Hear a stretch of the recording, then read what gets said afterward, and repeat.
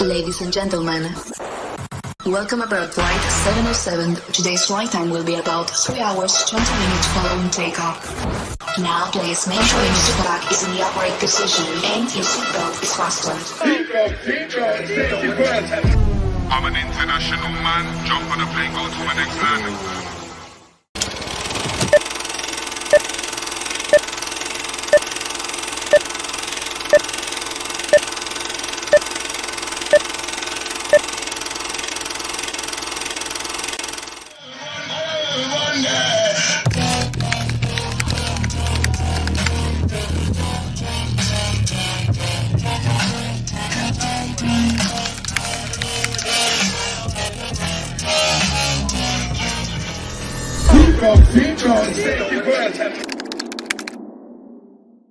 It's okay, Mama. We're doing an interview, but we're in the middle of a festival, so you know what? You can come. Yeah, you look good. You can come. You can. What? He said you look good. You can come. Manga. I hear it. Yeah. So. Hey, Yeah. I like girls. What? Right now. you know that's a thing. All right. Well, let's just hold on to wait till after the interview. Yeah. Me and you will go together. We'll see who wins in America. I love this. So Pete, I haven't been to a music festival in probably like close to 10 years, but I remember when it would be raining and I would still be out there. Not today, bro. The music's still good from here though. Let's see. Ready?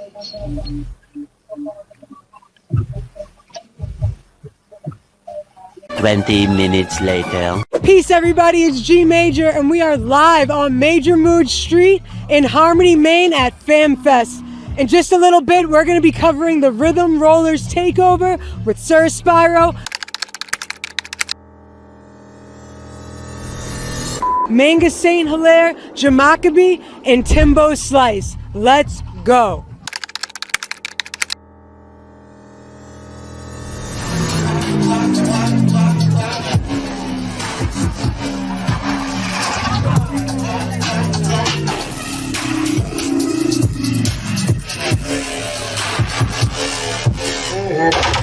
Pause it after each interview and then start again.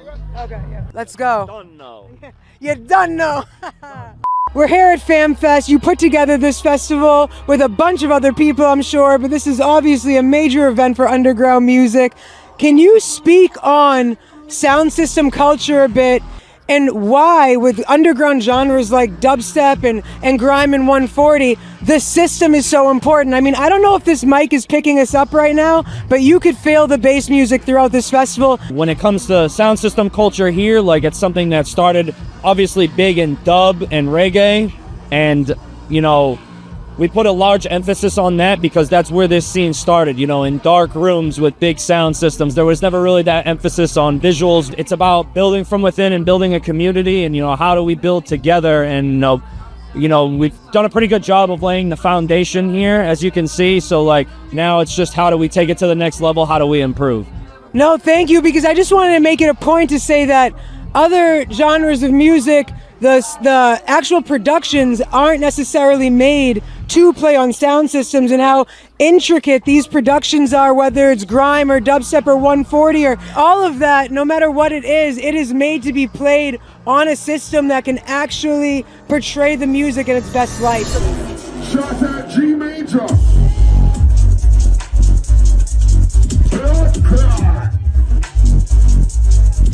Yo, Timbo, you ain't easy enough. You're a funny bastard. Has anyone ever told you that? No. No one's ever told you that? Nope. Porn and sleep. What was the first one? Porn and sleep. Porn and sleep? In any order. Oh, wow. So Manga, before I even start this, I'm going to try something. And I've never done this before, but I'm just going to go with it, and if it works, okay? I never fitted in, so I said, Oh, fuck it. I had to learn what faith and Trust it. walking alone on the road with Something. karma. Oh, thank you.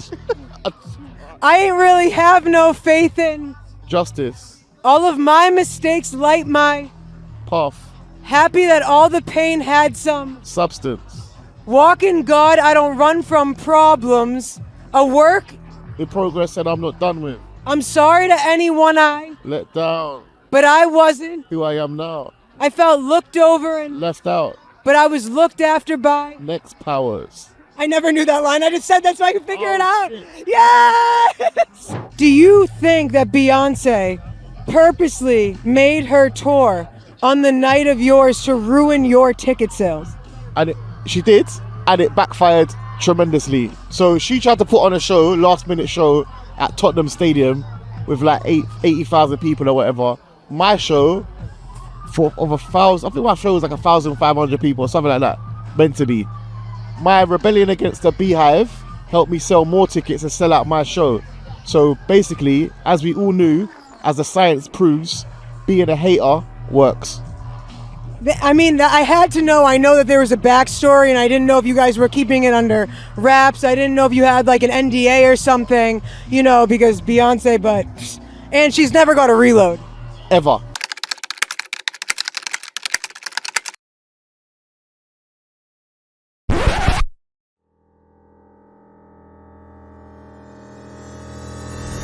Moving forward, I have to talk about you and your lyricism. I am obsessed with lyrics. You personally are one of my favorite lyricists ever. I would put you on the same level with vulnerability and storytelling as like a Cadet or a Che Lingo, P Money, even Gets. They are great storytellers. So what I have to say to you, was there like a time, like, did you always spit with such intention about your life stories and your storytelling, or did you realize as you became more yourself, like, this is the type of art you want to create? Yeah, I think as I became more of myself, like, you know, confident in what I'm saying, what I'm doing, who I am, then it just naturally came through. Like the pretending, like obviously when you start, you're young, you're trying shit, AK in the waist and all that type of wildness. But obviously, any type of street culture, it starts to get tested. So if you're saying on the mic you're bad and you're rough and you're this and you're that, when you go outside, you're gonna get tested. And I never wanted to get tubbed in my face or stabbed up, so I kind of kept it normal. And I realized the more I kept it like myself, more people can relate, and it kind of went further. Happens today, so why wait? I gotta get out my own way. No more sitting around waiting for the flowers anymore. I'm growing a bouquet. Yeah, I lost my weight in 08, but I practiced my movements like 08. You can't see what's new, we get stuck in your old ways. But you can't have it both ways. I can touch feelings to things that weren't there. Kept reliving a lot of things that hurt bare. Really, I should have moved on and focused on growth. From if I start talking about certain things that only mean something to where I'm from, Then you're completely isolating a whole what? audience. So that's why the human experience goes a lot further, because we all, no matter where you are, we feel similar things. Do you know what I mean? So I started to focus on that, and it's easier, if I'm being honest. I don't know if it's easier. I mean, the way you describe the human experience is something that is so magical to you, Manga. So maybe it's easier because it's more you. Yeah, that's why. Yeah. It's definitely easier for me. Like trying to make up someone or something is more difficult. Yeah.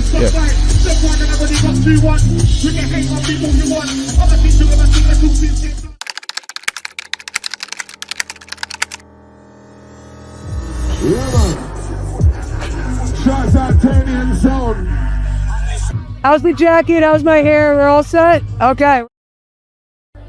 You got me. What's the oh, you Maine? I'm an international man. First of all, I am here solely at this festival for the Rhythm Rollers takeover. So I just want to make that, yeah, I just want you to know that. And him too, our cameraman too, shout out Sean. So the first thing I want to say to you is, I was talking to you a little bit how I used to spit grime.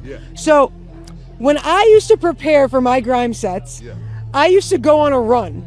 Okay, so I would run for like 3 miles. I would put on an instrumental grime mix, and I would, if I could spit all my verses while running to the grime mix, I would feel like I was prepared for my set that night. Yes. So the other day I'm listening to your music, and I decided to put on the Steppers EP.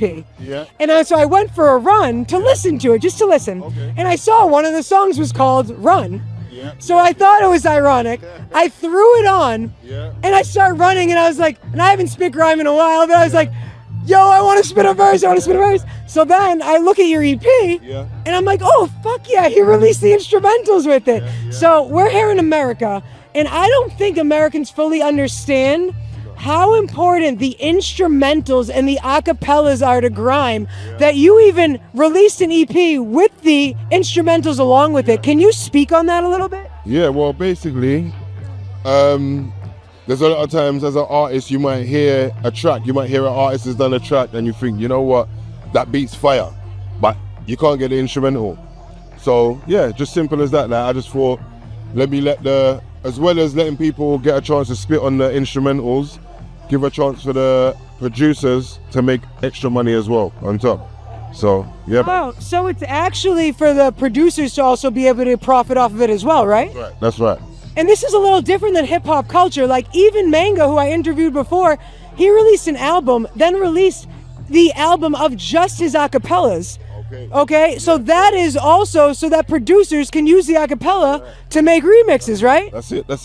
That's what we gotta do, man. How else is the sound gonna transcend? Do you get what I'm trying to say?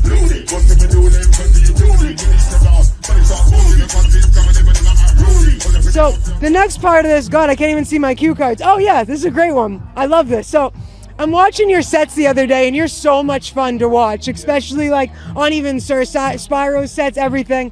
I might be crazy, but I feel like grime artists are almost like WWE wrestlers where they all have their own character. Like when DEE comes out, that's like a character. When Chip comes out, you're like, okay, Chippy's up. Like, you know, when Jamakabi comes out, what would you say is like, what are you trying to portray when you touch mic? Like, what is your vibe? Well, do you know what? In grime, it's a lot about energy and jumping up and whatnot. But that's not me. I'm more cool, calm, and collective. Yeah, man, I'm just like that cool killer. Step on them and them inside them booty. Shouldn't never kick a like that. Load it, bust them a do them fun to your Julie. Release about no everybody start booging. Cause biz comedy, but them a act rudy. One up in your oblongata. Ask anybody upgrade them in this show. Them a never level of starter. We have the wickedest flow from early. Big out of this world and then I'll keep park up. We'll see. Translate that to us all this.